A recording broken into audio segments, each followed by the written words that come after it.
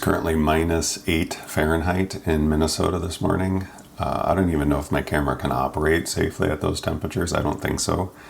But obviously it's cold outside. The leaves are off the trees for the most part, and the colors are all pretty muted. So it's not your prime conditions for landscape photography. And I admit this time of year it does take a little extra motivation for me to get outside and find some shots. But not long ago, we did take advantage of some warmer temperatures and we hiked in a large park. And my goal was to shoot with just one lens the entire trip so I can focus more on the landscape instead of, worrying about whether or not I had the right lens on.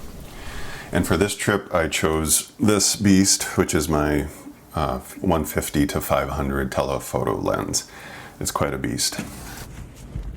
I also had another motive to use this lens in my camera. I recently updated the firmware on my camera, and it's supposed to improve the autofocus. And I also adjusted some settings in the camera to help tell the autofocus system where to prioritize.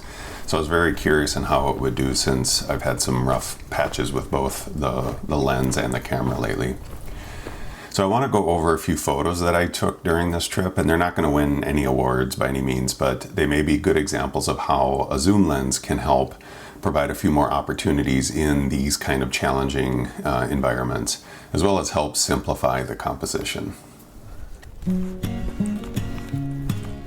The park we were at is a large park called Crow Hassan Park Reserve, which is northwest of the city of Minneapolis in Minnesota. And it's over 2,000 acres in size. This is the perfect location to use my telephoto lens because it has a lot of open areas and usually a lot of bird activity. So we'll dig in and review some of the photos. I took this first shot to just get the photo juices flowing. I just appreciated the fact that there's some color and contrast, which is hard to come by this time of year.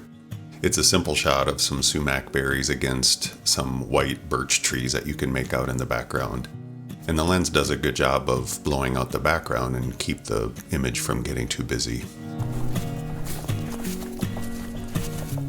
I don't think I would have noticed these next two photos coming up when having to choose from all of my lenses.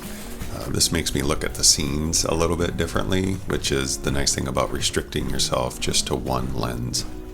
In this clip, I'm walking towards an area that caught my eye way off into the horizon. I ended up taking a panorama here and made it into a 3:1 aspect ratio. And what I like about this photo is the compression the long lens gives the landscape. It condenses it into a nice little scene front to back. I also like the contrast between the light and dark colors around the trees. And with this photo, I was definitely standing a lot closer to the subject, but still I don't think I would have been able to capture it with a smaller zoom lens. It was just a fun little image of a squirrel poking his head out of a cool hiding spot. For sure, the lack of color can be challenging, especially when it's a mostly overcast day like it was this day. But I still try and look for pockets of interest anywhere that catches my eye.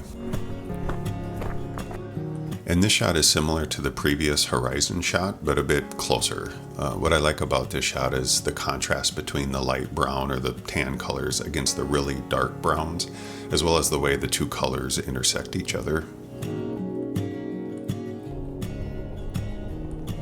This part of the park is what I like the most about Crow Hassan, which is a nice mix of woods and prairies.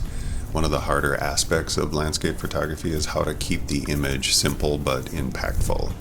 And I always try to remind myself that less is more. These are my attempts to simplify, and the long lens plays a role in helping me simplify. I enjoy how the theme of these are all dominated by grass, but some have an added element to provide a bit more interest. And this photo is perhaps a bit more abstract, but I like the textures and the overall wavy patterns in the grass caused by the wind. The park borders the Crow River, which brings in a lot of wildlife. Initially I wanted to capture more birds on this trip, but I didn't have much luck besides the few geese that I had showed earlier. And with the others that I saw, I was just too slow, or the light was too contrasty when looking up from below into the trees. It doesn't happen too often, but sometimes I get the right angle and I have the right lens on, and the bird actually stays put. I got this sparrow checking us out from his perch, and the zoom lens made it all possible, and I really like how the framing of the tree turned out, along with the variations of the light in the background, the light and the color of the clouds. All around, I am happy with the photos I got, and it was fun just to be outside with the camera again. It was refreshing also just to focus on the one lens.